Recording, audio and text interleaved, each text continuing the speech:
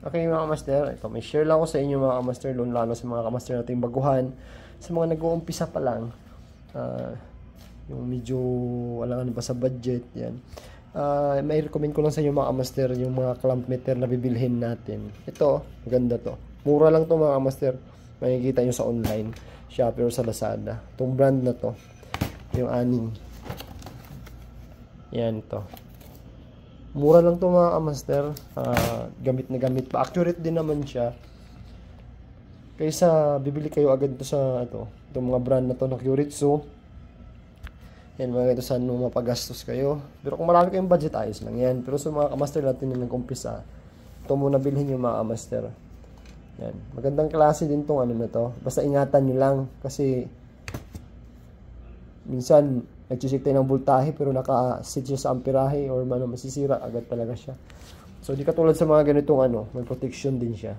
So medyo mahal nga lang.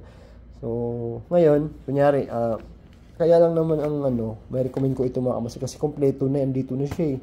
Kahit mag-G ka ng kapasitor, andito na rin siya. Isa itong na to, Curitsu na clamp meter natin. Pag mag-check tayo ng kapasitor, wala pang microfarad, hindi natin ma-check nito. So, pag nag-check natin, kailangan naman natin to. So, doble ng gastos natin, di ba? So, kung ito, kunin yung mga kamaster, yan, nandito na lahat eh. Yan volt AC. Yan, may DC na rin siya. Yan, dito sa, yan, meron siyang mega ohms. Yan, madami na. Yan, diode. Yan, ohms. Yan, to kapasitor na microfarad, kilo ohms. Maganda to mga kamaster. So kung ito yung bibilhin niyo, nandito na lahat.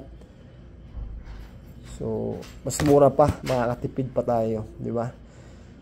Pero kung marami kayong budget, ayos lang, bibili ka nito, bibili ka nito. Pero kung nag-uumpisa ka pa lang, kahit ikaw kung si customer ka, kung meron ka rin ganito, makakatipid ka rin kasi pwede kang mag-check ng power supply mo. Kung hindi under yung unit mo, pwede mo ma-check ganito lang ang gamit mo. So, hindi mo na kailangan magtawag agad ng technician.